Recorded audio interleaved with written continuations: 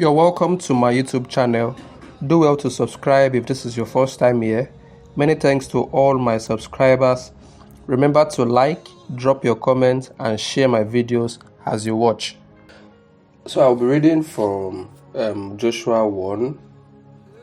I'm sure a lot of us are familiar with the book of Joshua, the man after the person of Moses.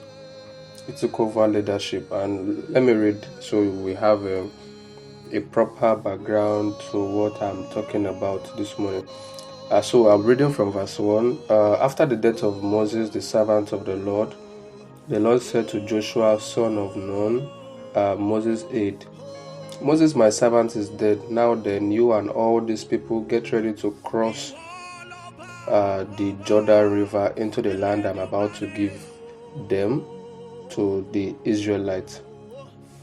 Give to them to the Israelites. So it's interesting to me. I read this scripture a few days ago, and it struck some chords within me that I would like to share today with you. Against popular opinion or thought, many would probably have thrown a party to cry, to lament, to weep, to mourn Moses.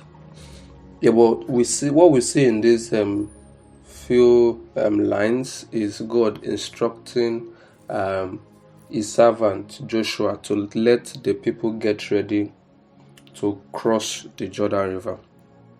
This is significant to us as believers today because tragic events could happen in our life.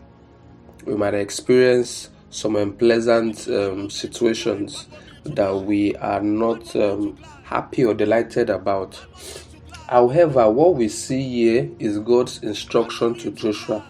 They should get ready to cross the Jordan River, not to stay where they are, not to continue where they are, but to cross, to move on, to leave where they were, to go to the other side. And that's instructive because all that God will give you will not come to you at where you are until you make intentional and conscious steps to leave where you are to the next place.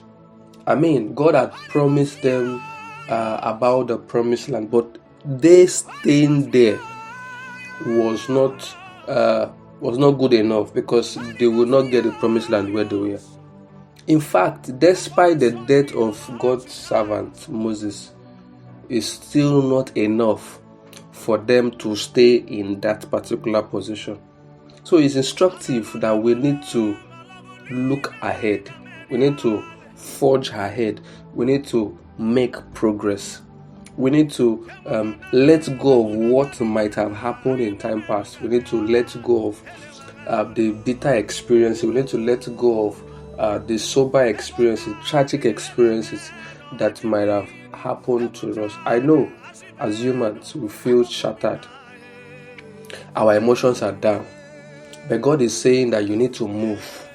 If God is saying you should move, it's because that's where He wants you to be. If that's where He wants you to be, that's where He's going to make provisions available for you. So irrespective of how you might feel now, so irrespective of how the situation might be now, you need to be ready to forge ahead. You need to be ready to make progress. You need to be ready to look ahead. You need to be ready to live where you are presently and move on to where God has designed for you. God told Abraham the same thing. Leave your father's house, leave your country, leave your kindred, leave that place, move to where I will show you. Maybe God has told you the same thing and you are probably contemplating. Now is the time to take action. And now is the time to do that which God has said in your heart to do, irrespective of how you might feel, irrespective of how bleak the future might be. I mean, you are not so certain because God told Abraham, a place I will show you. It had no particular destination, but obeying the instruction is what spurs more instructions, more insights to come. And God will definitely come through and meet you at the point of your need. I hope this word blessed you. Do let me know. Have a great day.